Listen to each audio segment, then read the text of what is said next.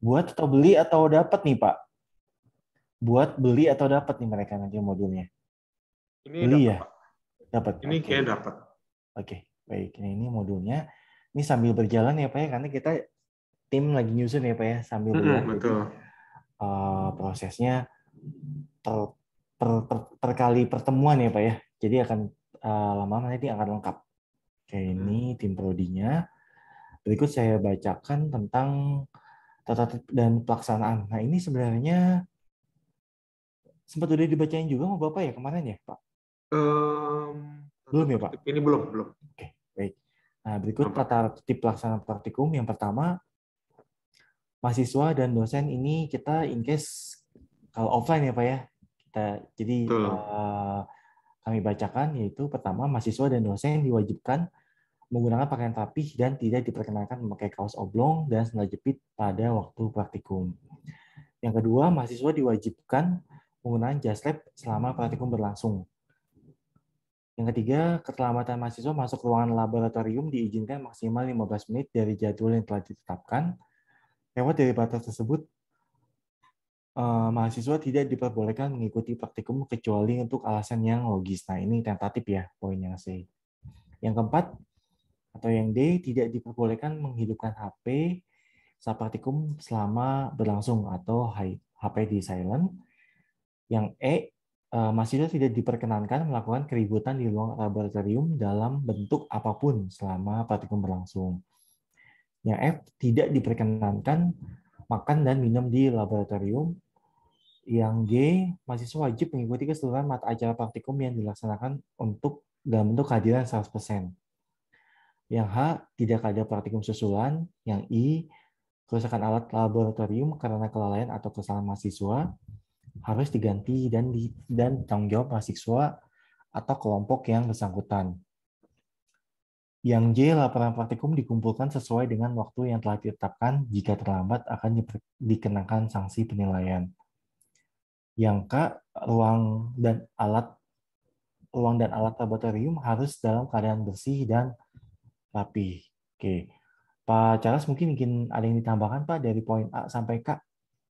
Ya, makasih Pak Arifin. Jadi teman-teman ini kita berapa rules ya, berapa aturan-aturan dalam tata tertib selama di lab. Tujuannya di sini kita sama-sama ya. Di sini kan bukan hanya buat teman-teman, tapi juga buat kami juga, buat dosen, supaya nanti semua aktivitas kita di lab ini bisa berjalan dengan baik ya. Saya menganggap teman-teman semua mulai kayak baru lagi aja gitu. Jadi ada yang udah pengalaman sebelumnya, ada yang belum. Jadi sama, semuanya ikut aturan yang sama ya yang sudah kita sepakati ini, supaya nanti setiap prosesnya kita on schedule ya, termasuk juga kehadiran. Kehadiran ini penting buat kita karena kalau udah terlambat, beda kalau teori ya. Kalau teori pasti kita teman-teman bisa pinjam catatan temennya. Tapi kalau udah di praktikum di laboratorium, praktikumnya udah berjalan, pasti ya ketinggalan jauh banget dibandingkan dengan grupnya ya. Nggak bisa diulang lagi ya Pak ya? Nggak bisa diulang lagi ya Pak, ketinggalan jauh. Nggak bisa Iya. nyatet juga gitu. Jadi harapannya nanti kehadirannya benar-benar teman-teman di on time. Kalau nanti memang kita sudah mulai offline. Tapi kalau masih online seperti ini ya kita masih online ya sekian menit ya Pak Arifin ya. Ya, Nah, ya Pak. betul. Oke. Makasih Pak. Bisa lanjut ya Pak? Ya silakan Pak. Oke, selanjutnya kita ke bagian keselamatan dan keamanan kerja di laboratorium atau keselamatan dan keamanan pada saat kalian praktek. Jadi memang sebenarnya tidak usah di lab ya. Di kalian di kerjaan, di kelas pun itu udah ada tata tertibnya. Nah, ini memang yang lebih spesifik gitu ya. Berikut adalah keselamatan dan keamanan kerja di laboratorium. Keselamatan dan keamanan kerja di laboratorium sangatlah penting dan perlu perhatian khusus untuk menghindari hal-hal yang tidak diinginkan. Semakin mencukupi tersedianya fasilitas kesehatan, semakin mencukupi tersedianya fasilitas keselamatan dan keamanan kerja, maka akan semakin sedikit kemungkinan terjadinya kecelakaan. Ya pasti ya. Kalaupun contoh kayak kita di jalan, kita tertib lalu lintas, nggak akan tuh namanya misalnya ketilang atau nggak akan namanya misalnya kamu mendahului lampu merah, while harusnya lagi merah, kamu jalan, kan ada jalur lain yang jalan, pasti itu akan terjadi kecelakaan. Itu contoh kecil gitu ya. Kecelakaan yang terjadi pada saat kerja di laboratorium kimia itu merupakan cerminan dari para pengguna. Dan itu menjadi catatan untuk selalu meningkatkan kewaspadaan ketika sedang bekerja di laboratorium. Nah, berikut adalah beberapa faktor penyebabnya. Yang pertama adalah pengguna lab atau mahasiswa yang bersangkutan kurang memahami terhadap sifat bahan kimia yang digunakan dalam praktikum. Yang kedua, kurang memahami terhadap instrumen dan bahayanya. Yang ketiga, tidak mengikuti petunjuk atau aturan yang seharusnya ditaati. Yang keempat, tidak berhati-hati dalam melakukan kegiatan laboratorium atau kelalaian dan kecerobohan dalam bekerja serta lemahnya pengawasan. Oke, langsung aja atau mau ditambahkan dulu, Pak? Langsung aja Pak, nggak apa-apa Pak. Langsung, oke. Beberapa kecelakaan yang sering terjadi di laboratorium kimia berkisar dari skala kecil hingga menengah. Di antaranya yang pertama adalah terpeleset. Ini akibat lantai licin dan sepatu berhak atau berhak itu namanya ya Pak ya. High heel. Iya, high heel maksudnya. Serta bertali longgar, akibatnya terjadi mumat dan lecet tanpa penanganan dan pencegahan. Segera dipel kalau lantai basah atau licin dan memakai sepatu karet dan berjalan atau tidak berlari di laboratorium. Yang kedua, terkena larutan asam. Nah, ini akibatnya kulit bisa lecet dan terkelupas. Penanganan dan pencegahan segera dilap dengan kapas atau kasa halus, dicuci dengan air mengalir sebanyak-banyaknya, selanjutnya dicuci dengan 1% natrium karbonat, kemudian cuci lagi dengan air mengalir, dan mengeringkan serta mengolesi sebentar ya. Oh, iya, Mengolesi dengan salep levertan atau salep yang netral. Yang ketiga adalah terkena logam natrium atau kalium. Akibatnya adalah kulit bisa lecet atau terkelupas. Nah, penanganan dan pencegahan logam yang menempel segera diambil, kemudian kulit cuci dengan air mengalir kira-kira selama 10-15 menit, kemudian dinempelkan dengan 1% larutan asam asetat. Dikeringkan dan diolesi dengan salep levertan atau salep luka bakar, atau luka ditutup dengan kapas steril atau kapas yang telah dibasahi dengan asam pikrat. Jadi yang selanjutnya adalah luka bakar akibat benda panas. Nah, ini akibatnya adalah kulit bisa lecet dan terkelupas. Penanganan dan pencegahan diolesi dengan salep minyak ikan atau levertan atau salep luka bakar, lalu mencelupkan ke dalam air es secepat mungkin atau dikompres sampai rasa nyeri agak berkurang. Oke, silakan Pak. Mungkin ada yang ingin ditambahkan terkait. Ya teman-teman, ini bukan menakut-nakuti ya ke teman-teman ya, tapi buat yang hal-hal ini kan kemungkinan kecelakaan kecil bisa terjadi di lab, bisa juga cukup yang fatal kalau bisa terjadi ya. Tapi memang di sini kalau kita mematuhi aturan-aturan yang ada di situ, tentunya nggak semenakutkan ini ya. Nah, logam, kalium, segala macam, luka bakar, itu mungkin bisa terjadi, tapi antisipasinya juga bisa cepat. Jadi kalau memang sudah terjadi hal seperti ini, meskipun kita sudah hati-hati mungkin ya, nama kecelakaan bisa saja terjadi. Kayak tadi Pak Arifin ngontoin, di jalan kita udah hati-hati, tapi orang lain nggak hati-hati. Temannya hati-hati, teman sebelahnya nggak hati-hati. Nah, artinya kita sama-sama menjaga lah supaya nanti selama praktikum tidak ada terjadi kecelakaan kerja seperti ini. Kalau realnya gimana? Realnya pasti banyak.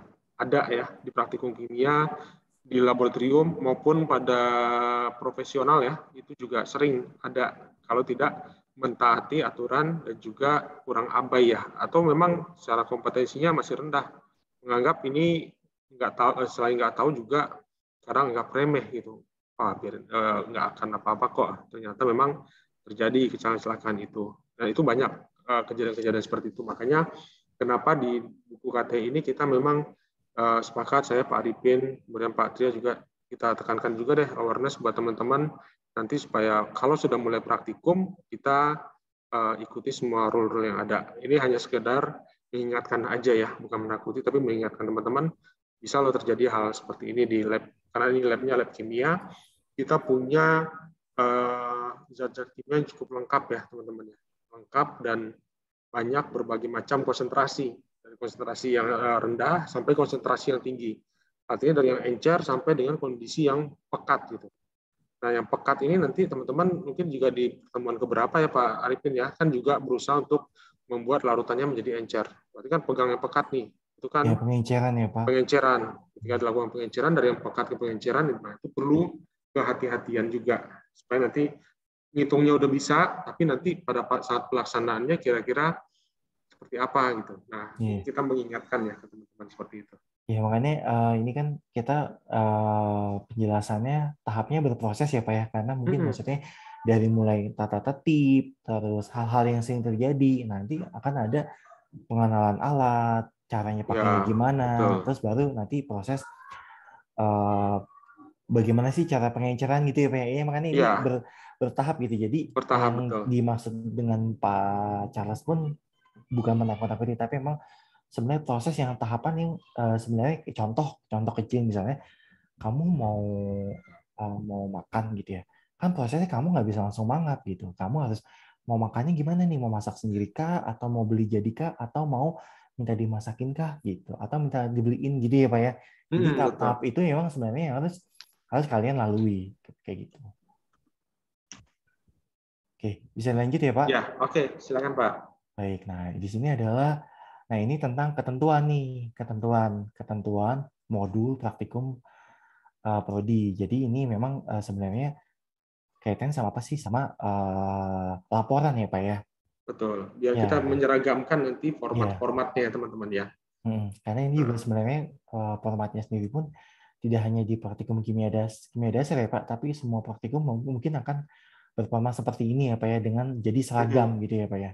Ya, beberapa kita akan sesuaikan supaya nanti mulai itu mengukur ya dari bentuknya. Nanti kan teman-teman begitu deskripsi pun juga udah dituntut lebih rapi jadinya kan. Iya. Jadi seragam ya Pak ya. Seragam betul Pak. Oke. Berikut ketentuan modul praktikumnya adalah ketentuan modul itu pertama dia diketik menggunakan kertas A4 dengan margin 2 cm untuk setiap sisi, baik sisi kiri, sisi kanan, dan gutter sebesar 1 cm di kiri halaman. Jadi maksudnya di sini adalah margin 2 cm itu sisi kiri, sisi kanan, dan atas bawah gitu ya. Nah, nanti pada saat gutter sisi kiri itu untuk halaman 1 cm di sebelah kiri gitu ya. Yang kedua adalah ketentuan penulisan atau tata penulisan. Di sini penulisan modul menggunakan font Times New Roman dengan spasi 1,5. Jadi judul praktikum diketik ke rata tengah dengan ukuran 12. Sementara subbab diketik ke rata kanan kiri dengan ukuran 10. Dan isi tulisan dengan ukuran 9. Nah, judul praktikum dan subbab diketik dengan huruf kapital dan cetak tebal. Nah, judul praktikum ke subbab dijeda 2 spasi. Subbab ke subbab subbab ke isi tidak dijeda tetapi diberi tambahan spasi after 6. Nah, dari akhir paragraf ke subbab baru dijeda 2 spasi. Nah, template ini modul ditunjukkan pada lampiran 1. Nanti akan ada lampirannya. Setiap paragraf diawali dengan baris pertama yang menjorok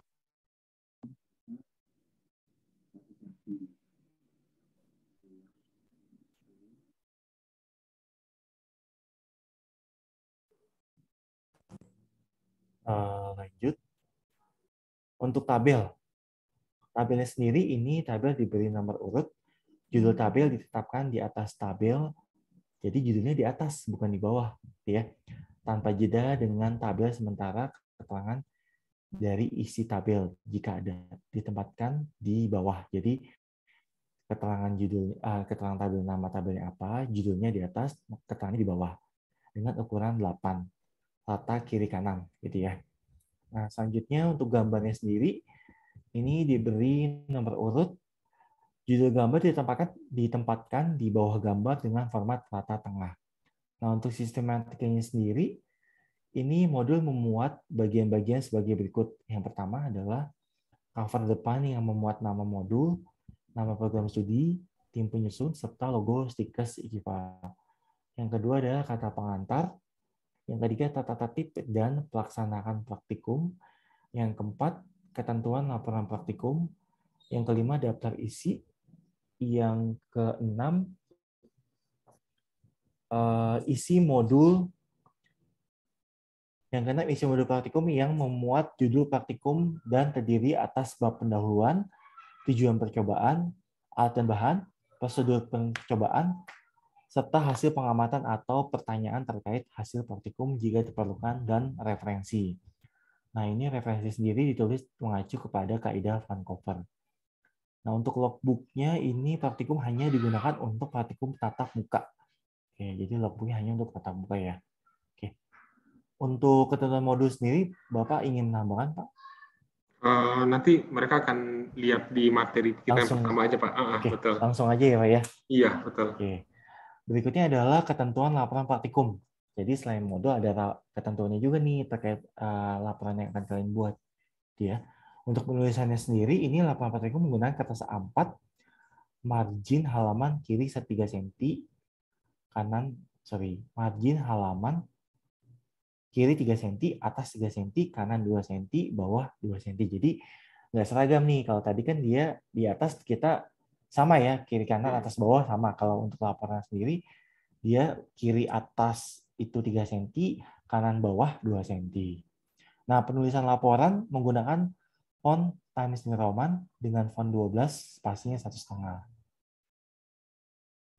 Nah, untuk sistematika laporannya sendiri, ini terdiri atas cover laporan. Bab 1 yaitu terdiri dari pendahuluan, meliputi latar belakang dan tujuan percobaan. Bab 2 dasar teori. Bab 3 metode percobaan, terdiri atas alat yang digunakan, bahan yang digunakan, gambar alat, prosedur percobaan. Nah, untuk yang bab 4 terdiri atas bab 4 itu analisa data dan pembahasan. Bab 5 jawaban pertanyaan jika ada. Bab 6 kesimpulan. Selanjutnya data pustaka dan lampiran. Oke. Nah, ini percobaan pertama tadi ya. Jadi kan tahapnya prosesnya bertahap ya, Pak ya. Betul, Pak. Jadi dari tata tertib, terus hal-hal yang harus dihindari, format laporan, nanti kita ke percobaannya untuk proses apa nih, pengaplikasian kamu terhadap ketentuan-ketentuan yang sudah kami sebutkan di atas. Nah, ini berikut adalah percobaan pertama, yaitu pengenalan alat dan bahan kimia di laboratorium. Nah, tujuannya sendiri itu bertujuan untuk mengenal dan memahami penggunaan alat serta mengetahui karakteristik bahan-bahan kimia yang ada di laboratorium. Nah, kita review lagi, lihat atas tujuan. Oke, ada nggak tujuan?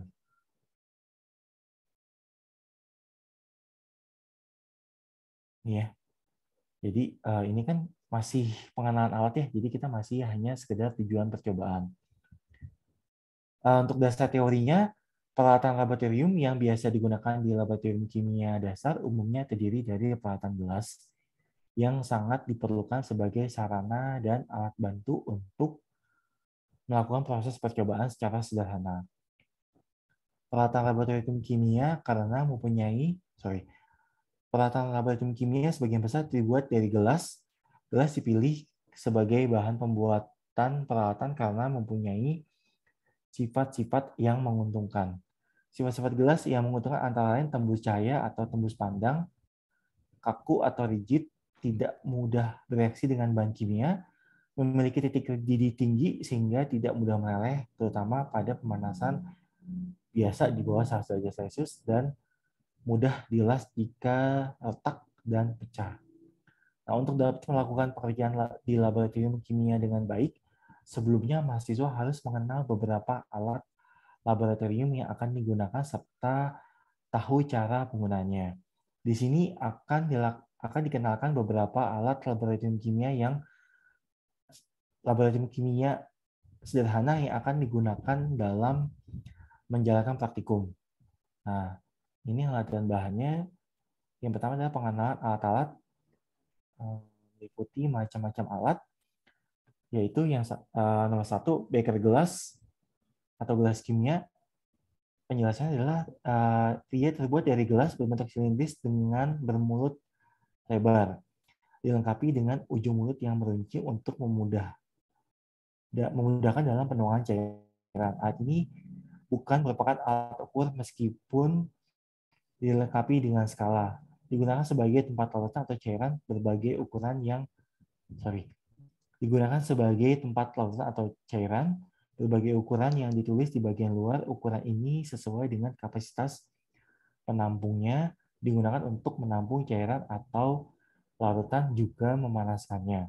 Terbuat dari gelas bahan kuat pemanasan seperti contohnya adalah Virek.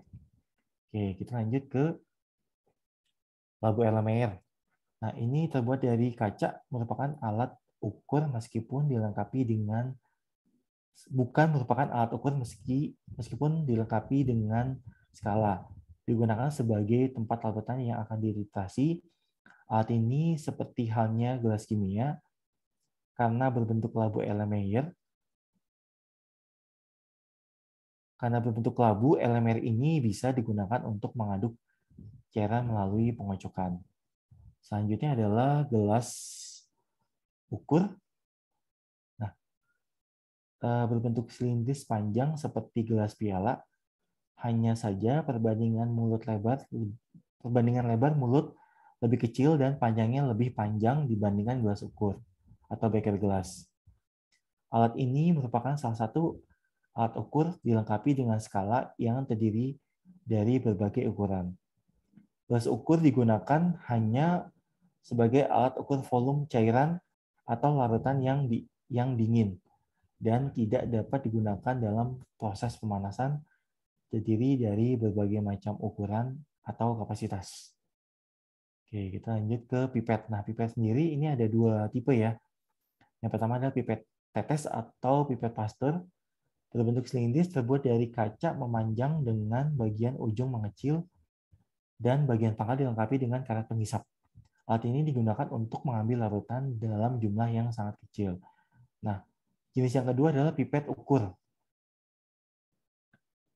Terbuat dari kaca silindris dengan bagian ujung meruncing, tersedia berbagai macam ukuran. Alat ini merupakan salah satu alat ukur dilengkapi dengan skala mulai dari paling atas adalah angka 0, digunakan untuk mengambil larutan dalam jumlah tertentu.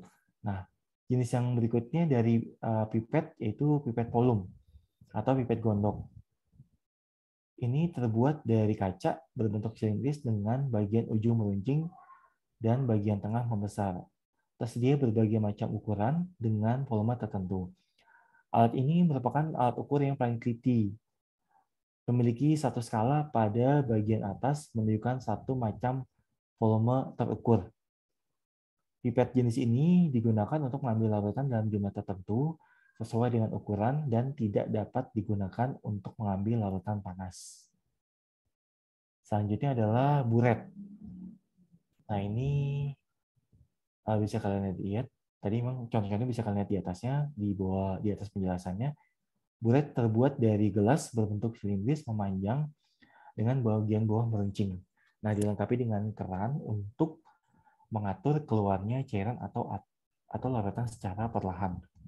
Alat ini memiliki skala yang dimulai dari atas dengan angka 0, digunakan untuk melakukan proses titrasi. Larutan atau cairan yang digunakan untuk mentitrasi dimasukkan ke dalam buret dan dikeluarkan sedikit demi sedikit melalui keran. Volume zat yang dipakai dapat dibaca pada skala yang ada. Buret memiliki beberapa ukuran, namun tidak dapat digunakan untuk larutan yang panas. Oke. Selanjutnya adalah labu takar atau labu ukur. Berbentuk lingkar alas datar dengan leher panjang dan mulut agak sempit. Nah, dilengkapi dengan satu garis skala yang menunjukkan kapasitas volume. Alat ini terbuat dari kaca, tidak dapat dipanaskan, digunakan dalam pengukuran volume secara tepat. Labu takar sering digunakan dalam proses pengenceran sampai batas volume tertentu, terutama dalam pembuatan larutan baku atau larutan standar. Selanjutnya adalah tabung reaksi. Ini terbuat dari gelas berbagai macam ukuran yang menunjukkan kapasitasnya.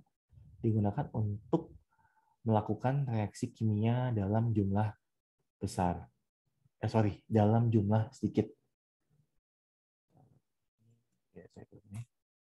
Selanjutnya adalah gelas arloji, terbuat dari gelas bening berbentuk lingkaran dengan bagian tengah cekung berbagai ukuran diameternya. Digunakan untuk reaksi atau penguapan sederhana dan untuk menimbang zat yang bentuknya padatan.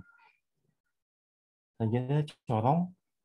Ini terbuat dari gelas atau porselen, digunakan untuk membantu dalam menuang cairan ke dalam tempat yang memiliki mulut kecil, seperti botol, buret, kelabu takar, dan dapat juga digunakan untuk menyaring secara gravitasi pada corong tangkai dan pendek. Ada corong tangkai dan corong pendek. Lanjutnya adalah corong Buchner. Nah, ini jenis corong yang digunakan terbuat dari porselen. Bedanya corong ini digunakan untuk penyaringan cepat dengan cara penyedot.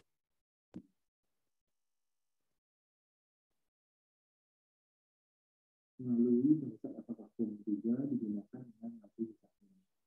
Banyak digunakan di laboratorium kimia organik. Pisah ini terbuat dari gelas, digunakan untuk memisahkan dua lapisan cairan atau lebih dalam cara pemisahan ekstraksi. Selanjutnya adalah cawan uap. Nah, ini bisa kalian lihat terbuat dari porselen dengan ukuran kapasitas digunakan untuk menguapkan larutan. Selanjutnya adalah cawan krus. Seperti cawan porselen hanya berukuran lebih tinggi, digunakan untuk menguapkan dilanjutkan dengan pemijaran zat padat. Selanjutnya adalah spatula. Ini dengan berbagai ukuran terbuat dari besi dan gelas, gunanya untuk mengambil zat padat. Selanjutnya adalah kaca asbes. Nah, ini bata pengaduk ya. Terbuat dari gelas digunakan untuk mengaduk larutan dalam labu. Selanjutnya adalah kasa asbes. Kawat yang dilapisi asbes digunakan untuk menahan dan menyebarkan panas yang berasal dari api bunsen. Jadi biasanya kalau kalian manasin itu nggak langsung ke wadah primernya. Biasanya dilapis dulu dengan si kasa asbes. Nah, ini kaki tripod untuk menahan si kasa asbes ya. Selanjutnya statip ini untuk menahan buret atau corong pisah. Selanjutnya klem buret ini untuk memegang buret dengan pada saat ditasi. Sebenarnya hampir sama sih ya dengan statip, tapi kalau statip ini kan dia tangkainya. Kalau klem ini yang mengaitkan antara si statip dengan buret atau corong pisahnya. Selanjutnya adalah pipet filler. Ini untuk proses pengambilan, terbuat dari karet yang disertai dengan tanda untuk menyedot cairan atau suction, mengambil darah atau aspirate, dan mengosongkan atau empty. Jadi di ini ya, di pipet fillernya ada tombol-tombol kode-kodenya. Itu untuk S itu untuk suction, menyedot, aspirate untuk membuang udaranya, mengambil udara, lalu empty itu membuangnya. Oke, untuk pengenalan alat, Bapak ingin menambahkan, Pak? Pengenalan alat ya, teman-teman ya. Ya. Jadi nanti untuk alat ini kan banyak sekali alat yang nanti kan teman-teman temui sebelum kita ngelihat ke reagen. Jadi ini salah satu beberapa bagian alat atau tools atau instrumen sederhana yang nanti akan teman-teman temui di laboratorium. Mungkin mulai dari atas sedikit Pak, dari awal yang pertama sedikit Pak, yang pertama. Nah, semakin ke atas tadi kan lebih banyak ke alat-alat gelas tuh, gelas-gelas semua kan, mulai dari beaker gelas yang tadi sudah disampaikan Pak Arifin, itu bukan sebagai alat ukur tapi hanya sebagai wadah untuk menaruh cairan di situ ya. Nanti kalau perlu bisa dituang karena ujungnya itu ada belokannya kayak gitu. Tadi udah. Kemudian ada juga di sini Erlenmeyer nih. Erlenmeyer ini yang biasanya dipakai dalam titrasi ya Pak Arifin ya. Jadi kalau mau pakai buret yang biasa digoyang-goyang di bawah itu, ya ini si Erlenmeyer ini nantinya. Biasanya ada larutan-larutan untuk kayak penoftalein, PP untuk sebagai indikatornya nanti menentukan warnanya apa. Kalau ini kan warnanya warna-warni ya. Biasanya kalau untuk titrasi nanti di erlenmeyer ini warnanya biasanya nggak sekeras ini warnanya. Biasanya merah muda Iya, misalnya seulas gitu.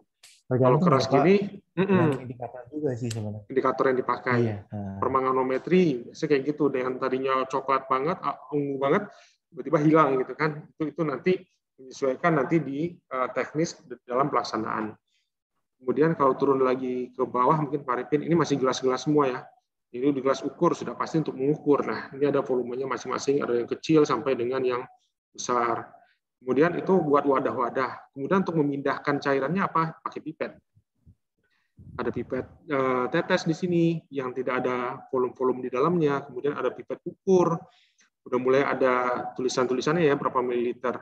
Kemudian ada pipet volume atau pipet gondok. Pipet volume ini tengah-tengahnya yang gede, tapi di atas itu nanti ada kalibrasinya tuh untuk melihat kira-kira volumenya berapa di dalam yang mau diambil ini. Dan ini lebih akurat dibandingkan dengan pipet-pipet yang di atas. Kemudian kalau menentukan konsentrasi suatu produk, suatu obat, misalnya alkalimetri atau asidimetri, nanti kita mulai di praktikumnya, itu kita bisa menggunakan si buret ini nih.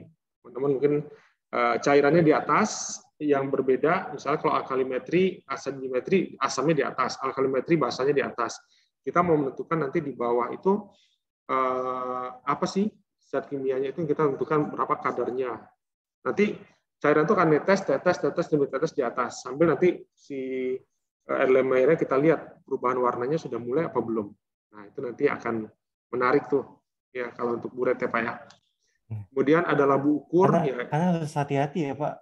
Kelebihan setengah tetes aja udah langsung merahnya udah dan kadarnya udah ketinggian jadinya nanti. reaksinya beda banget sama yang sesuai responsi gitu kan Pak. Betul. Terus nanti ada labu ukur juga ya. Kalau labu ukur ini biasanya kalau untuk pakai volume tertentu ya, dia ada satu garis skala aja tuh di atas proses pengenceran biasanya kadang-kadang dilakukan di sini. Tabung reaksi biasa ya teman-teman yang lihat ya, tabung reaksi ini yang paling simpel lah yang ada di laboratorium, banyak tuh di dalamnya.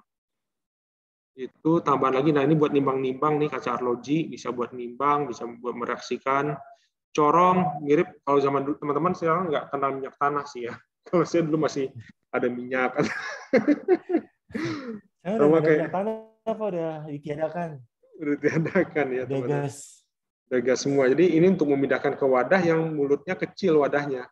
Kalau dituang aja kan susah kan ya. Tapi kalau ujungnya ada kayak gini akan mudah. Dan corong itu macam-macam tuh. Ada corong funnel, ada yang Bachner, macam-macam corong yang digunakan. Ini corong Bachner sekalian nyaring dia. Terus ke bawah lagi, ini corong pisah ini nanti kalau mau memisahkan dua zat kimia yang berbeda konsentrasi. Nanti ada terpisah atas dan bawah.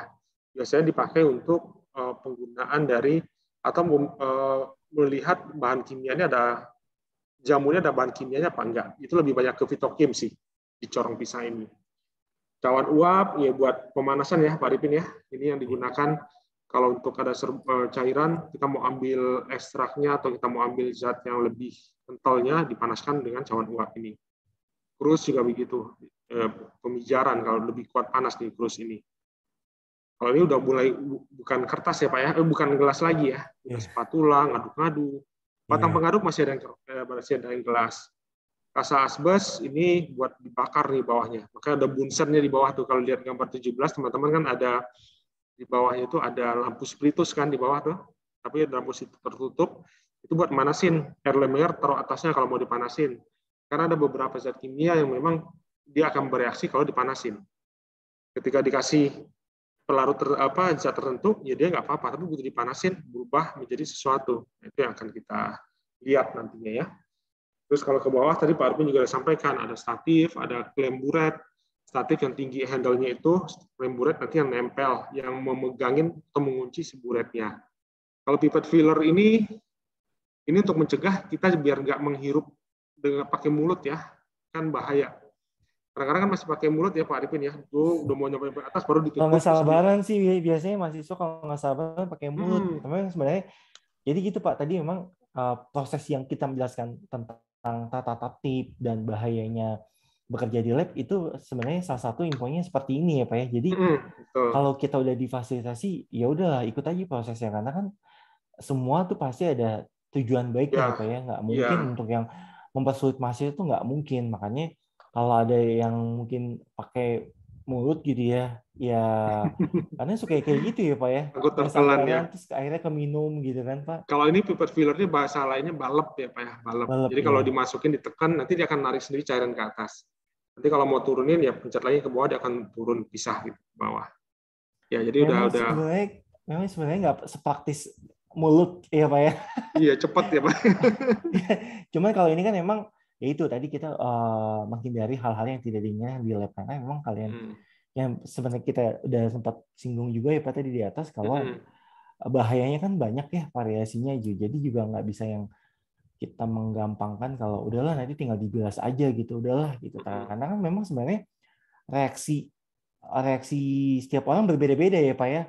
Tingkat Betul. sensitivitasnya ya Pak ya. Iya sama aja kayak misalnya kalian tentang soal makanan, soal minuman atau soal obat itu juga kan tingkat sensitivitas tiap orang itu beda-beda gitu. Tapi kan alangkah lebih baiknya kita lebih baik mencegah daripada mengobati ya Pak ya.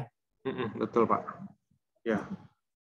Kalau udah ke bawah-bawah nih baru masuk ke bahan ya Pak. Kalau tadi kita ngomongin alat, sekarang ngomongin bahan. Oke, lanjut ya Pak ya. Saya lanjut Boleh ya. Pak, silakan Pak. Oke. Poin yang kedua itu pengenalan bahan.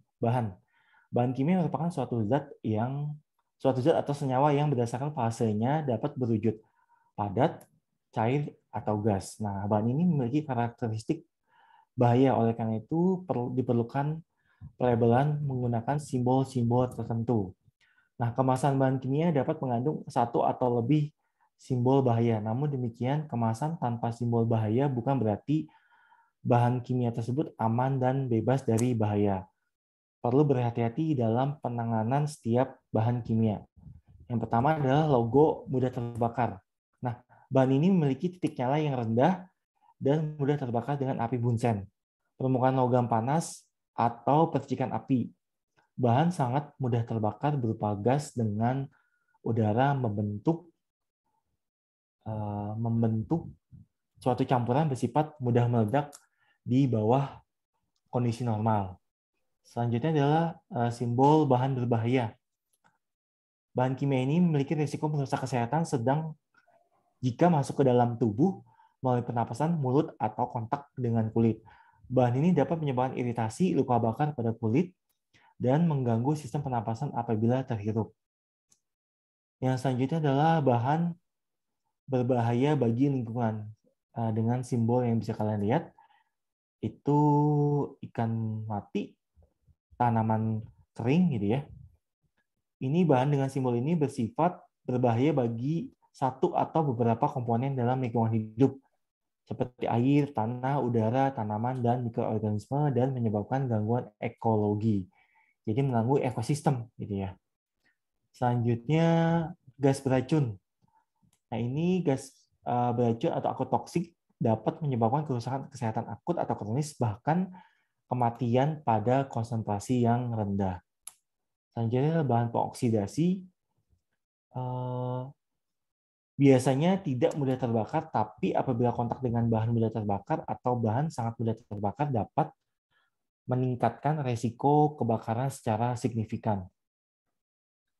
Selanjutnya adalah bahan eksplosif atau mudah meledak. Ini simbol tersebut menunjukkan bahwa bahan tersebut mudah meledak pada kondisi tertentu, seperti adanya gesekan, panas, goncangan, dan percikan api. Selanjutnya adalah bahan pengkorosi. Bahan ini bersifat korosif, yaitu dapat merusak jaringan hidup atau tubuh dan bahan-bahan lain. Hindari kontak dengan kulit, mata, pakaian, dan jangan menghirupnya. Selanjutnya adalah tabung bergas bertekanan. Oke, nah ini bisa kalian, sebenarnya ini simbolnya agak kurang ya Pak, karena logonya hitam ya Pak ya, logo gasnya, logo tabung gasnya. Ini menunjukkan bahan berbahaya bertekanan yang dapat meledak bila tabung dipanaskan atau terkena panas. Jika tabung ini pecah, maka dapat menyebabkan kerusakan, mencederai orang, bahkan kematian. Selanjutnya adalah bahaya pada reproduksi dan pernapasan. Nah, ini simbol tersebut menunjukkan bahaya pada kesehatan yang sangat serius dan dalam jangka waktu paparan yang lama. Oke. Untuk simbol-simbol ini ada yang ingin ditambahkan, Pak? Ya, mungkin teman-teman ada pertanyaan dulu nggak dari alat tadi, kemudian masuk ke bahan-bahan. Kalau bahan-bahan ini kan simbol yang ada nanti di dalam kemasan luar ya. Iya. Kemasan luar ini kelihatan, oh ini eksplosif, ini mudah terbakar nih kelihatan ya, api begitu. Oh ini berbahaya atau beracun bagi lingkungan. Nah, itu nanti di bagian depan akan ada. Itu bisa dilihat, bisa dicek, tapi tidak dijelaskan seperti yang ada di sini. Cuma simbol kotak warna merah di dalamnya ada keterangan gambar, yaitu. Nah, itu nanti teman-teman bisa lihat mana sih yang nanti yang berbahaya, mana sih yang mudah terbakar, mana sih yang berbahaya bagi lingkungan, itu bisa dilihat. Bisa dikelompok-kelompokkan nanti ya. Kan tidak semuanya juga berbahaya, tidak semua juga mudah terbakar. Nanti mana yang paling banyak di kelompok-kelompokkan aja nanti. Mungkin ada pertanyaan nggak dari teman-teman dari alat-alat yang sudah kita disampaikan tadi Pak Arifin juga, termasuk juga untuk bahan-bahannya sendiri? Ada mungkin? Jatuhnya kalau kayak gini, ini ya Pak, kayak kita tuh minum obat baca aturan pakai, gitu. Cuman mungkin jatuhnya kan kalau di kemasan primer atau sekundernya ini tidak ada keterangan yang kita buat ya Pak ya. Ya, Hanya sebatas logo-logo saja seperti itu. Simbol-simbolnya. Ada pertanyaan teman-teman?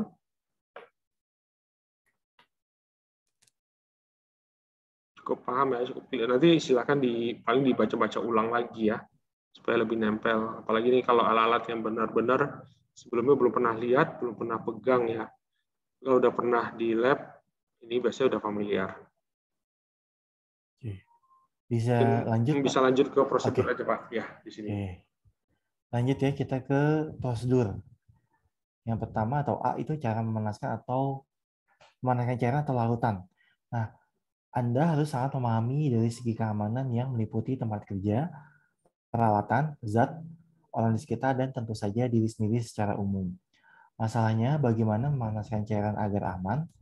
Salah satu hal yang sejauh mungkin harus dihindari pada pemanasan cairan yaitu bumping atau meledak tiba-tiba. Ya, berikut ada caranya. Yang pertama adalah cara memanaskan cairan dalam tabung reaksi.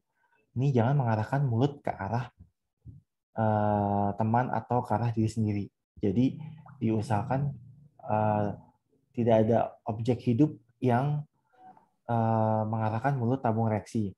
Yang kedua, jepitlah tabung dengan didekatkan ke mulutnya. Yang ketiga, miringkan ke arah yang aman, panas sambil sesekali digoyangkan. Goyang terus tabung reaksi beberapa saat setelah api dijauhkan atau tidak dipanaskan lagi. Tuh. Yang kedua, itu memanaskan dalam gelas kimia atau Erlenmeyer. Nah, harus menggunakan Erlenmeyer, batang pengaduk, atau batu didih. Untuk Erlenmeyer bisa dilakukan dengan cara memanaskan langsung di atas api untuk pelarut yang tidak mudah terbakar. Sambil cairannya digoyangkan sekali-kali diangkat apabila sudah akan mendidih. Selanjutnya adalah prosedur untuk cara membaca volume.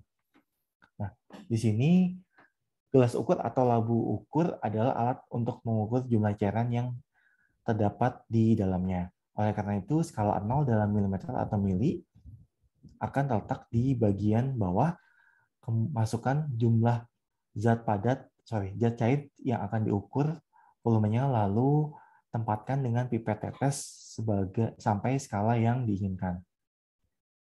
Yang terpenting adalah cara membaca skala. Skala harus dibaca tepat pada garis singgung dengan bagian bawah meniskus cairan. Ya, bisa kalian lihat contoh gambar di sampingnya. Meniskus adalah garis lengkung untuk air akan cekung permukaan cairan karena adanya gaya adhesi atau kohesi zat cair dengan gelas. Pembacaan skala meniskus harus sejajar dengan mata. Contohnya, pada gambar di samping dibaca 36,6, bukan 39,0. Gitu ya, karena kan ini satu skala 1. Kalau kalian lihat, itu meniskusnya 1, 2, 3, 4, 5. Ini kan 35 ya. Lanjut ke 1.36, lalu 36,6 karena dia setara hampir lebih dari setengah mendekati garis 1 cc berikutnya. Makanya dibacanya 36,6.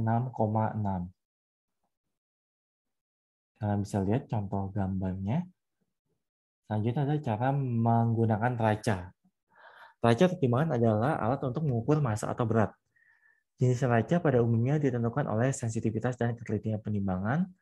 Raca teknis 0,01 sampai 0,001 gram, sedangkan raca analitik kurang dari 0,0 × 1 gram. Secara teknis, neraca dibagi menjadi 2 macam, yaitu triple beam balance atau ayunan dan top leader balance atau torsi. Dan pembacaannya secara elektrik atau digital, penggunaan timbangan digital adalah sebagai berikut. Yang pertama, siapkan neraca dan pastikan permukaan neraca bersih dari kotoran. Yang kedua, letakkan objek yang ditimbang di bagian tengah neraca. Yang ketiga, tunggu sampai neraca menunjukkan angka yang stabil, tetap atau tidak berubah. Perubahan digit terakhir masih diperbolehkan. Yang keempat, bersihkan neraca setelah pemakaian selesai. Selanjutnya adalah prosedur kerja cara menggunakan buret. Buret adalah alat khusus di laboratorium kimia karena dari segi kegunaan adalah merupakan gabungan dari seluruh pipet. Malahan ada kelebihannya dibandingkan pipet berukuran karena pada waktu mengeluarkan tidak perlu diawasi skalanya. Alat ini digunakan untuk melakukan pekerjaan titrasi, yaitu cara penentuan konsentrasi suatu larutan dengan larutan lain yang sudah diketahui konsentrasinya.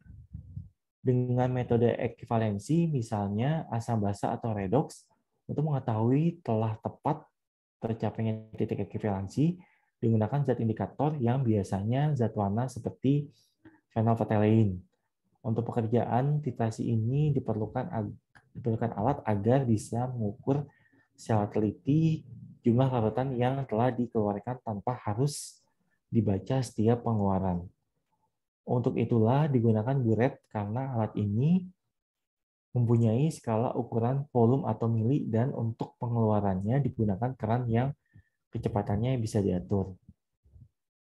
Cara menyiapkan buret yaitu bagian dalam pipa buret harus bersih dan bebas lemak. Untuk itu diperlukan pencucian khusus. Nah, keran ditutup kemudian dimasukkan ke dalam larutan. Keran ditutup kemudian masukkan cairan atau larutan dari atas melalui corong gelas. Perhatikan apakah keran bocor. Kalau bocor, keran harus dibuka dan diolesi sedikit vaselin. Isi sampai melebihi skala 0, lalu dengan membuka sedikit keran, atur permukaan viskus cairan menyinggung garis skala 0 mm atau kita setarakan gitu ya, di bagian atas buret. Nah, berikutnya cara menggunakan buret dalam titrasi. Siapkan labu titrasi yang sudah terisi sejumlah larutan tertentu, larutan yang akan ditentukan konsekuensinya, juga 2-3 tetes indikator di bawah keran buret. Pegang keran buret dengan tangan kiri, buka keran dengan tangan kanan, di mana telapak tangan menggenggam seluruh keran, kemudian tunjuk ibu jari bisa memutar keran dari dalam. Jadi kirinya pegang Erlenmeyer atau sampelnya, kanannya pegang buret untuk buka tutup si kerannya. Tapi tergantung ya, kalau misalnya dia Pak, kalau tangan kiri itu Pak namanya? Kidal. Oh iya, kalau kidal kita nggak tahu juga nih Pak, apakah kidal tetap perlakuannya sama, karena kan kalau jatuhnya kalau misalnya dia perlakuannya karena dia kidal, jatuhnya jadi riwah ya Pak ya? Tetap perlakuannya tetap sama ya Pak? Sama Pak, bisa menyesuaikan nanti. Yang jelas satu tangan di Erlenmeyer, kalau buret kan dia sudah punya statifnya, sudah punya tempat buat narok. Jadi buret kan nggak akan berubah-ubah. Yang perlu dijaga itu nanti kerannya. Jadi satu tangan kalau di kidal pegang Erlenmeyer, satu tangan lagi udah pegang keran buret. Jadi ketika sudah dapatkan kadar yang tertentu, tangannya otomatis nanti untuk menutup buretnya. Jadi cairannya nggak turun lagi. Jadi buat teman-teman, prinsip buret itu dia kayak pipet aja, pipet ukur, tapi ada volumenya dari atas. Jadi kita masukin itu dari atas tuh ininya, cairan dari atas. Kemudian dia akan turun ke bawah, tetes demi tetes. Dan di bawah ada cairan lain di dalam Erlenmeyer nanti. Ketika Jatuhnya kayak ini ya Pak, kalau kayak kita terampil pakai pipet volume, pakai balap ya Pak ya? ya, volume pakai balap bisa, tapi ini di atasnya kosong, tapi di bawah Iya. ada kerannya. Nah, Keran ini siap-siap nanti kalau terjadi perubahan warna, karena dia yang bawah kita tetesin indikator. Indikator menunjukkan kalau sudah titik jenuh cairan tersebut nantinya gitu. Jadi ketika dia sudah berubah warna menjadi merah muda, misalnya tangan yang satu lagi yang bagian pegang buret ini otomatis nanti untuk mematikan kerannya. Jadi tangan itu tetap ada di keran, buka tutup, buka tutup. Oh ternyata begitu diaduk nanti hilang lagi warnanya, tetesin lagi satu tetes lagi, berapa tetes lagi. Kemudian tutup lagi, aduk lagi pakai tangan satunya lagi gitu. Jadi prosesnya nanti seperti itu. Untuk menentukan kadar berapa sih di bawah ini dengan konsentrasi berapa sih nanti, itu nanti kita ada hitung-hitungannya juga tuh. iya. Lanjut, labu titasi pegang lehernya dengan tangan kanan sambil menggoyang-goyangkan tadi yang dijelaskan Pak Charles ya. Jadi kalian labu titasinya ini dengan kanan sambil digoyang-goyangkan. Kayak keran bulat dibuka perlahan-lahan sampai mendekati titik ekivalen atau titik perubahan traksi gitu ya. Nah, jika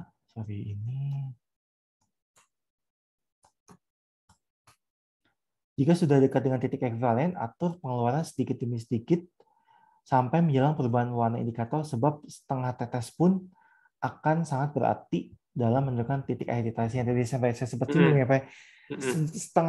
Setengah tetes pun gitu, bahkan mungkin kalau kita ngelihat tetes itu sebenarnya dikit ya, tapi setengah tetes pun itu udah dibilang lebih gitu ya Pak, lebih dari titik akhir titasi seperti itu ya Pak ya. Iya betul Pak. Jadi benar-benar dijaga. Nah ini yang gambarnya itu ya. Ini kan yang bagian kanan ini yang di biru ini kan itu buat tutupnya nih, yang biru. Sebelah kanan kerannya. Jadi dia kalau kita bisa putar dia kebuka atau kerannya bisa kebuka. Jadi dia kalau ini posisinya posisi hidup nih Pak ya. Iya. Atas ke bawah ya. Jadi airnya dari atas netes nih ke bawah. Tapi kalau kita tarik setengah lingkaran begitu, dia akan kayak seperti menutup kerannya lah kayak gitu. Jadi lubang di buretnya ada lubang nih, di antara kerannya ada lubang untuk mengalirkan dari atas turun ke bawah. Jadi kalau diputar gitu dia mati. Biasanya kalau di bagian-bagian ini kadang-kadang kalau sudah mulai agak keras dikasih vaselin di dekat situ. Jadi ada di atas kalau nggak salah tadi apa ya, ada dikasih vaselin. Betul. Ada ini keterangannya. Nih, poin ketiga, perhatikan pada keran bocor. Kalau bocor, keran harus dibuka dan diolesi dengan sedikit vaselin. Sedikit vaselin ya. Oke, lanjut Pak. Sudah Pak. Oh ini ya. Ini terakhir format laporannya ya, nanti. Ini laporannya. Laporan praktikum keberapa? Laporan praktikum kimia dasar. Praktikum keberapa? Judulnya apa? Contohnya tadi pengenalan alat dan bahan ya Pak ya. Nah ini nama mahasiswanya, NIM-nya, tanggal praktikum, asesmen praktikum. Ini jatuhnya kayaknya tidak perlu diisi Pak ya, kalau asesmen praktikum ya Pak. Kalau ada laporannya mungkin bisa nanti. Kalau laporannya ada.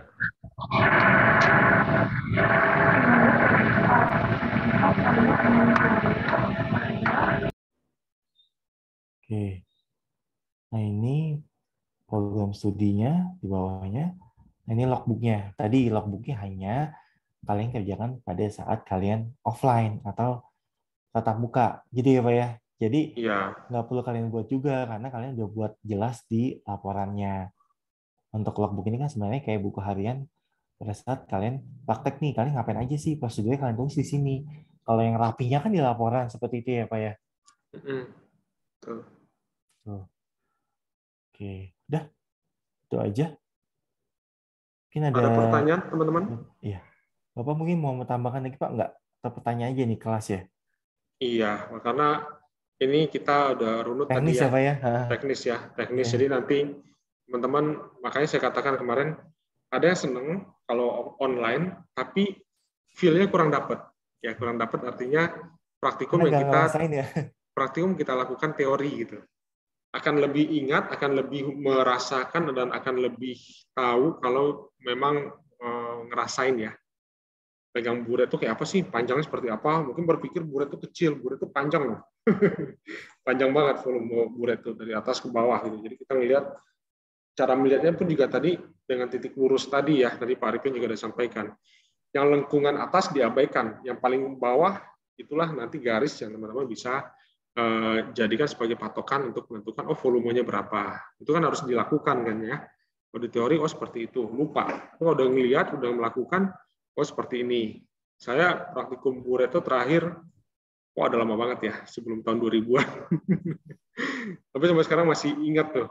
Ngajar kimia, saya baru sekarang. Dari kemarin belum pernah mengajarin kimia lagi, tapi karena pernah melakukan praktikum waktu SMF dulu, artinya ingat terus sampai sekarang, karena pernah melakukan.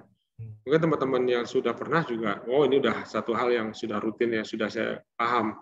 Tapi kalau yang belum pernah sama sekali, ini kesempatannya nanti mudah-mudahan ada kesempatan buat offline juga ya teman-teman ya. Jadi bisa ngerasakan alatnya seperti apa sih, kemudian hasilnya seperti apa. Tidak hanya hitung-hitungannya nanti dapat, tapi tahu juga latar belakang praktikumnya seperti apa, nyiapinnya juga seperti apa, suasana labnya juga ya. Kalau belum pernah di lab kimia itu kan reagen segitu banyaknya, terus juga reaksi-reaksi asam dan basa tahu kelihatan di situ nanti.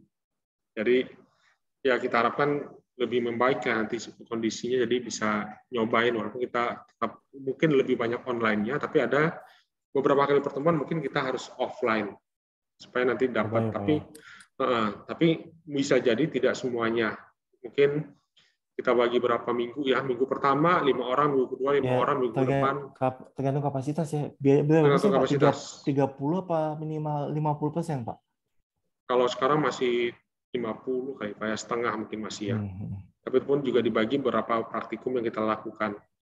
Seperti kemarin karena nggak semua materi ya Pak ya? Nggak semua materi. Kita lihat nanti beberapa materi yang memang kayaknya ini lebih enak kalau kita masuk offline. Tapi ini kayaknya online aja nih, ini bisa kok. Kayak sekarang kan kita mengenalkan dulu, tapi nanti kalau udah mulai praktikumnya, teman-teman lihat sendiri alatnya, kemudian lakukan praktikumnya, supaya lebih dapat ya ininya, feel-nya lah, kurang lebih kayak gitu. Jadi ngerasain nih ya Pak. Sebenarnya bukan lewat feel-nya, ngerasain nih, cari waktu, tuker-tukeran. Karena mereka rata-rata sepati sambil kerja ya Pak. Oh iya, sambil kerja sih ya Pak. Iya. Ini cukup Pak, saya stop share. Boleh Pak, stop share Pak. Saya sambil absen teman-teman dulu ya. Dia Ayu ada? Hadir Pak. Dia Ayu ada.